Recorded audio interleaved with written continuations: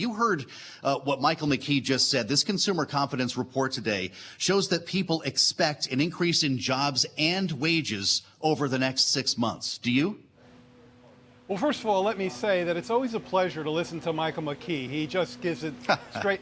He just gives it straight from the hip, and I always enjoy his insights. I will say, though, I'm going to add a little something to his list about what we're going to be looking at, and certainly what the Fed's going to be looking at on Friday. Very important variable right now is labor force participation rate.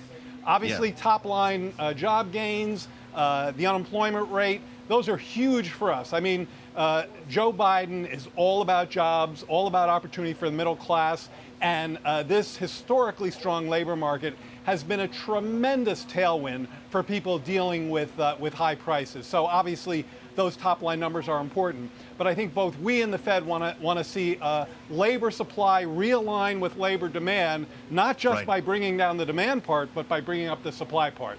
So how do you read into that JOLTS number this morning, Jared? Is this the new normal? We've been talking for months and months about 2 job openings for every person who's looking for work. Or are you still actually expecting people to start coming back in post-pandemic, maybe after Labor Day? Well, we were starting to see a little bit of a slide in the number of vacancies. Obviously, it reversed in the June report, but it still remains very highly elevated. I think it may be down about 1 million from its peak. And this, of course, is the softer landing scenario that the Fed and others, certainly the idea that as the economy moves from a breakneck pace of 2021 to more steady and stabler growth, we need to see that supply-demand equation realign in the job market. So the idea is that, again, we'd like to see supply strong. Certainly the idea that vacancies are up, quit rates tick down a touch, but are still kind of elevated. On one hand, look, that's a very powerful tailwind for the American working family. And so it's really important. On the other hand, we know that the Fed is watching that very carefully, and it factors into their rate hike calculations. So Chair Powell certainly was heard after he delivered his 8-minute address in Jackson Hole on Friday. There's been a lot of consternation in the markets, as you well know, since then. Jared, I'm not going to ask you about Fed policy here. I know you'll defer to the central bank, but as an economist, do you believe that inflation has peaked? You know, there's, as an economist and as a White House economist, let me speak to you as the latter, because that's what I am these days. I don't think it would be appropriate for us to call a peak until we're kind of on the other side of the mountain looking right back up at it. You know, that has to do with the fact that there are still considerable uncertainties out there. Energy and other commodity costs, we know how volatile they are. But the fact is that the decline in the gas price, closing in on $1.20 off of its peak per gallon in mid-June, that's a trend. I mean, that's been well over 2 months now. So that's been having some momentum, and we expect it to have more. It's probably behind some of those CPI nowcasts that you just heard from Mike. But interestingly, he was talking not just about top line, but about core. So, yeah, I've seen folks say that the peak is behind us. I'm just going to be a lot more cautious than that, but I certainly understand the rationale where they're coming from. Well, Chair Powell made it clear they're going to be hiking rates continuing, whether this is a peak or not, that they have to make sure that the job is done here, Jared. And he described the pain that people are going to feel going forward. How's the administration preparing families for that pain? Yeah, you know, I heard on Bloomberg this morning, somebody said something like the difference between a dove and a hawk these days is the former's for 50 and the latter's for 75 bips. So, you know, that strikes me as a reasonable way to frame that. We stay out of the granular Fed policy, as you said earlier. We keep our heads down and try to make sure that people have the help they need to get by. So here, you know, I really have to invoke the Inflation Reduction Act, which seems like it was 10 years ago given the student debt announcement, but in fact it was a couple of weeks ago. And let's not forget that that's a measure that quite quickly starts delivering relief to people when it comes to paying for health coverage. A bit after that, it starts helping people lower the cost of prescription drugs, and over the longer term, very significantly diminishing the price of clean energy. More near term, we continue to do our work on the supply side, whether it's with the ports, whether it's the release of oil from the strategic reserves.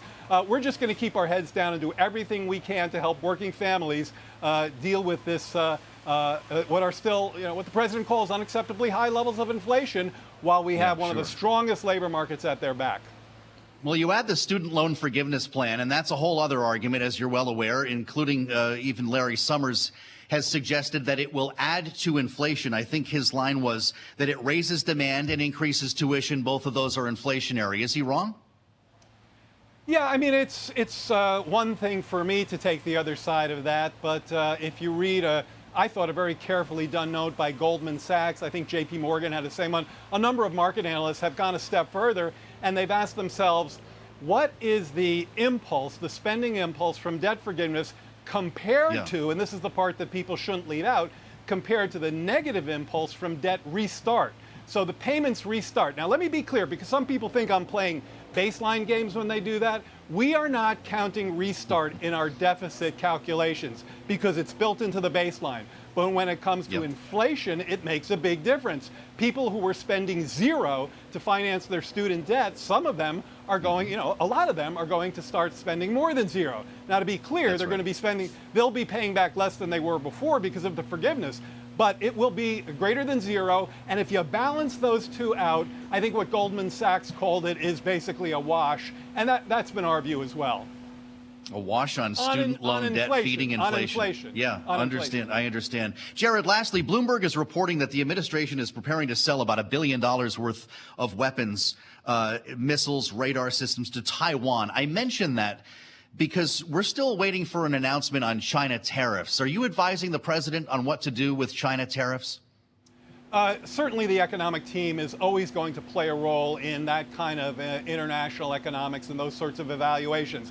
What I can't do now is speak to you about either of those, especially on weapons. That's why I get to come out here and talk to you, because I stay in my lane.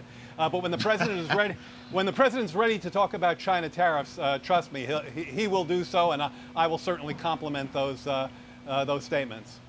Do you believe that would have an inflationary impact to the better, that would lower inflation? There are estimates out there that it would, but again, they've been somewhat, I think, conflicted. You've seen estimates that are, 120, 130 basis points. When I've looked at research, researchers pull that apart. They come in with numbers that are far smaller than that, but there's still basis points on inflation. And look, that's going to be something we have to take seriously. But it's not something, when it comes to China policy, when it comes to international geopolitics, you can never take those basis points in isolation. You have to consider all the other stakeholders in that debate. And that's why this is probably more complicated than it sounds to people who are only thinking about the basis points on inflation. Sounds like we're not approaching an announcement imminently, though, Jared. Is that safe to say? Yeah, I don't have any readout on that.